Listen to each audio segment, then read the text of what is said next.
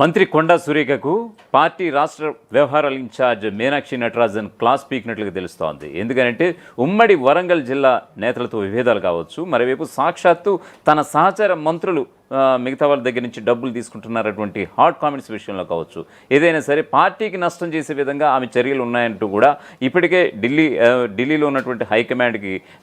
కొండా సురేఖ విషయానికి సంబంధించి కంప్లైంట్స్ కూడా మీనాక్షి నటరాజన్ కంప్లైంట్స్ కూడా ఇవ్వటం, మరొక వైపు విజయశాంతికి ఒక బీసీ కోటాలో కావచ్చు, ఒక మహిళా కోటాలో కావచ్చు, ఖచ్చితంగా ఒక మంత్రి పదవి అయితే ఇప్పుడు కేబినెట్ కూర్పుపై కొన్ని చర్చలు కొనసాగుతున్నటువంటి ఈ తరుణాన్న ఖచ్చితంగా విజయశాంతికి అయితే మంత్రి పదవి గ్యారెంటీకి వస్తుంది అనేటువంటి ఈ తరుణాన్న ఖచ్చితంగా ఈ క్రమంలోనే ఇక్కడ మరొక వైపు కొండా సురేఖకి క్లాస్ పీకినట్లుగా తెలుస్తుంది. మంత్రి పదవి ఉంటుందో ఊడుతుందో కొంచెం జాగ్రత్తగా చూసుకో, మరి ఇంకా నువ్వు ఈ క్యారెక్టర్ ఇలాగే ఉంటే కనుక చాలా కష్టం, ఇటు పార్టీతో పాటు ఇటు నీ పదవి కూడా ఊడిపోయే ఛాన్స్ ఉందంటూ కూడా సాక్షాత్తు పార్టీ రాష్ట్ర వ్యవహారాల ఇన్ఛార్జిగా ఉన్నటువంటి మీనాక్షి నటరాజన్ స్వయంగా కొండా సురేఖను పిలిపించుకుని మరీ క్లాస్ పీకినట్లుగా తెలుస్తోంది.